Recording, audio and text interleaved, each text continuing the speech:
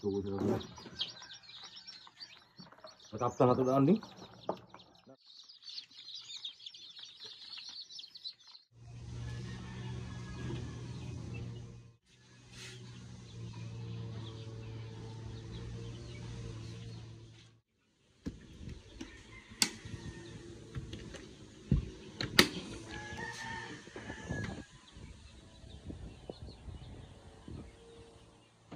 Kaya mga ka-farmers, nahuman na ng atong hatcher.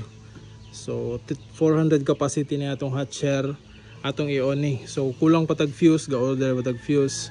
So thermostat switch plus fuse later na. Right? So atong i-on, wala pa na siya kasiga. Let's go. Alright, naka-on na. Let's see.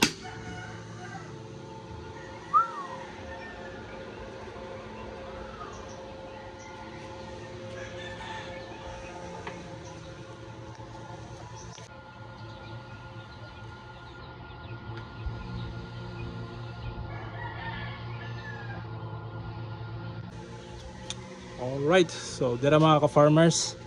So butang taog tubig dire plus tubig di sa lalom. Dahil mo ni ato ang hatcher. So ang blower pala ani mga ka-farmers, upat. Duha diri sa taas, duha ka bulb, duha ka blower, duha ka bulb para kay taas mo ni siya. Circulate kayo ang init o sakto ang timpla sa temperature. So dira tong hatcher, kulang pa ni siya taklob. Muni atong karaan nga nagama, taod-taod na ning nagama, mga siguro 2 months ago na. So bulutangan pa na siya natog taklob. Alright. So kani ning uba na ay taklob kay kani nga klase sa screen ay nahutdan og stock. So na. Right, so kini mga ka-farmers, musulod ni siya og 7 ka tray. So 1, 2, 3, 4, 5, 6, 7. So muna siya ay capacity na to. So pwede na siya musulod og mga 400 capacity ng mga itlog. So atong testingan na ni unya, ato sa ni i-calibrate dayong atong gamiton. Alright, let's go.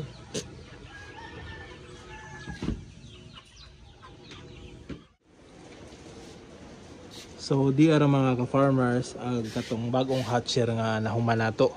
So karon ato nang gigamit, gitestingan nato kung okay ba. So makita ninyo na anay nang gulimok, which means successful ning atong hatcher na nagama. Alright, ato lang tao ni sulod.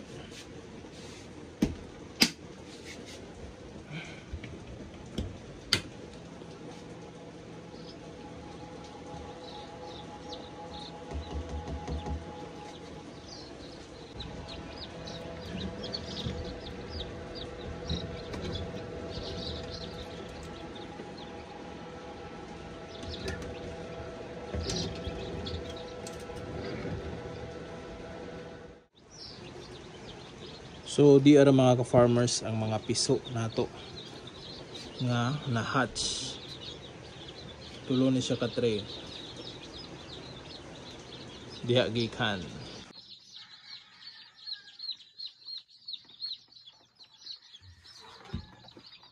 Tugod na lang. Matapta na ito daan ni. Nakapapilbing.